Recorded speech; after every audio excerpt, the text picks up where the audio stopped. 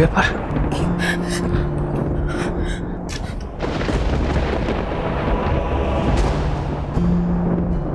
এগুলো কি? কি সব কি?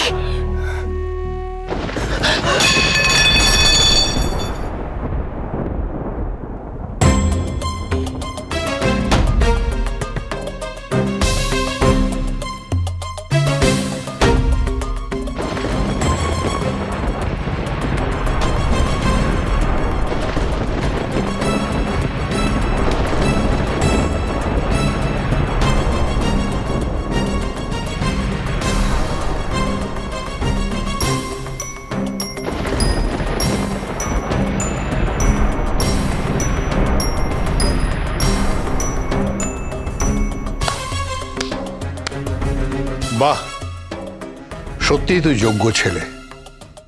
এরকম দু একটা শতাব্দীতে জন্মায় কিনা সন্দেহ যে নিজের বাবাকে খুন করতে যায়। জাহ্নবী, তুমি ঠিক কি করতে চেয়েছিলে বলো তো? কি আবার চাইবে? বুঝতে পারছিস না কি চেয়েছিল? এতদিন ধরে দেখছিস তো ওকে, চিনিস নি এখনো? ওর চাওয়াটা খুব পরিষ্কার, যাবতীয় সম্পত্তি কায়দা করে নিজের নামে লিখে নেওয়া।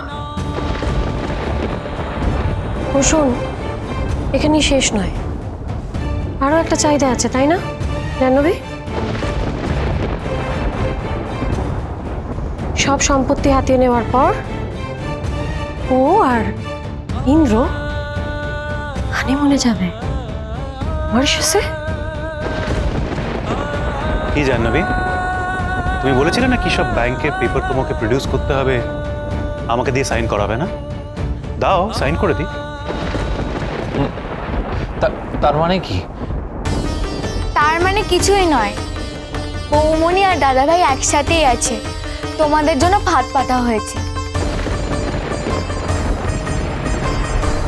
বাহ, দুটো লোক মিথ্যে বলে সবার কাছে পার পেয়ে গেল। এই বাড়িতে তো যা ইচ্ছা হয় তাই হচ্ছে। কেউ একটা প্রতিবাদও করলো না। তুই কোন মুখে কথা বলছিস? তোর লজ্জা করছে না? লজ্জা তো তোমাদের করা উচিত।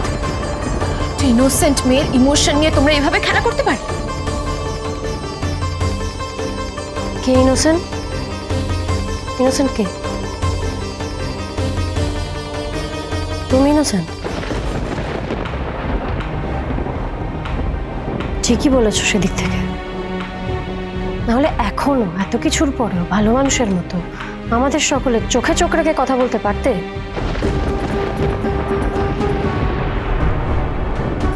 জাহ্নবী, কাউকে দিয়ে জোর করে তার সম্পত্তি তুমি লিখিয়ে নিতে পারো না। ব্যাপারটা এত সহজ নয়। আর তাছাড়া আজকাল তো এগুলো লিগালি অ্যাকসেপ্টও হয় না। বাবু, তোদের কি শাস্তি পাওয়া উচিত তোরা নিজেরাই ঠিক কর তাহলে। বাবা, ওরা হয়তো এখনো ঠিক বুঝে উঠতে পারেনি ওরা কি করেছে। ঠিক বলেছ। আসলে তোমার দাদা ভাইয়ের একটা বিশেষ গুণ আছে, সেটা কি বলতো? কিভাবে ভালো সাজতে হয় সেটাও জানে। ভালো সাজার পদ্ধতিটা কি, হাজার খারাপ কাজ করার পরেও ঠিক কি করলে লোকের চোখে ভালো সাজা যায় সেটা ওর থেকে ভালো আর কেউ জানে না।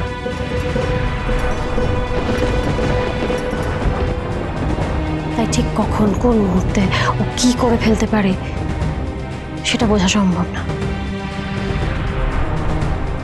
কি লাভ হলো বল দাদা ভাই?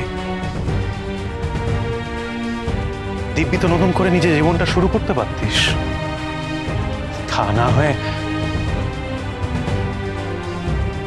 আরে বাবা শোন, বুঝতে পারছো না কেন?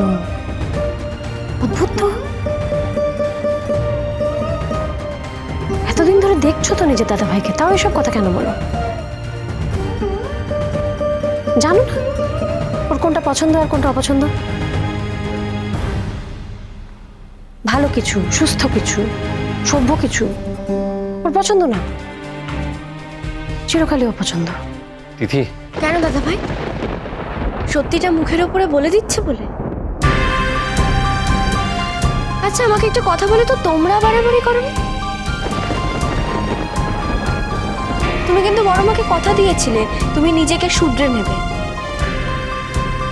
মিনু, কি বলবে তুমি? বলো বলো বলো, আমরা শুনছি, আমাদের বলো।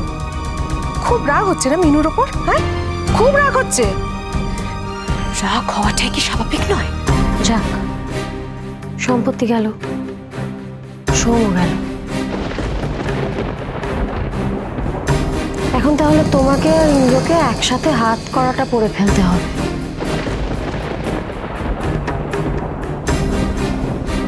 তোরা দেরি করছিস কেন? পুলিশে খবর দে। জেঠুমনি, বড় মা যদি জানতে পারে?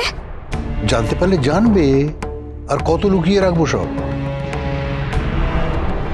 এই জন্যই তো পাশের ঘরে নিয়ে চলে গেল মিনু, এসব সহ্য করতে পারতো না। একটাই কথা বলবো ইন্দ্র,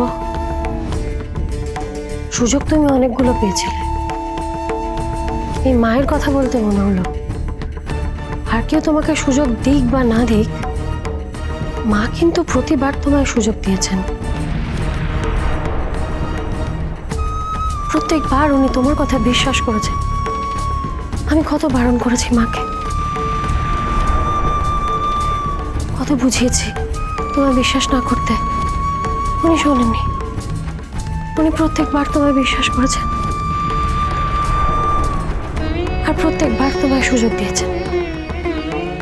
তাই আমি আশা করেছিলাম যে শেষবার যখন সুযোগ পেয়েছিলে তখন হয়তো শুধরে যাবে, কিন্তু সেটা হলো না। তুমি শুধরোলে না। আমার ছেলেটাকে নিয়ে আমায় বোধহয় অনেকটা দূরে চলে যেতে হবে। কি করবো বলো তো? নাহলে তো সুস্থভাবে বেড়ে উঠতে পারবে না। কি পরিচয় বাঁচবে বলো? একজন ক্রিমিনালের ছেলে, এই পরিচয় তো আমার ছেলে বড় হতে পারবে না।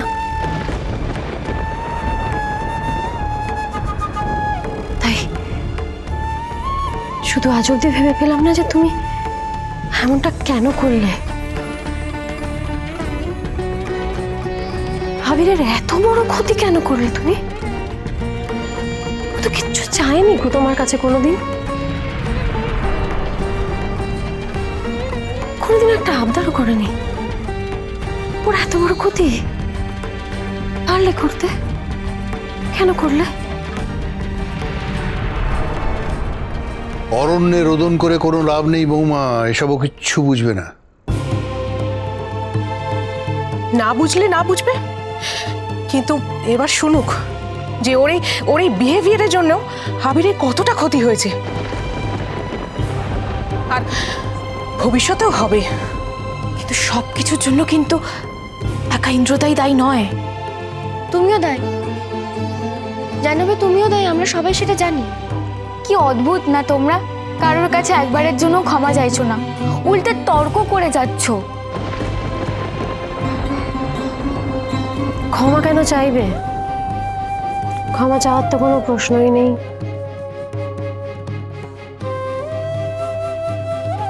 ওদের দিকে তাকাও, ওদের মুখগুলো দেখো, বুঝতে পারবে কোনো অনুতাপ নেই। বাজলো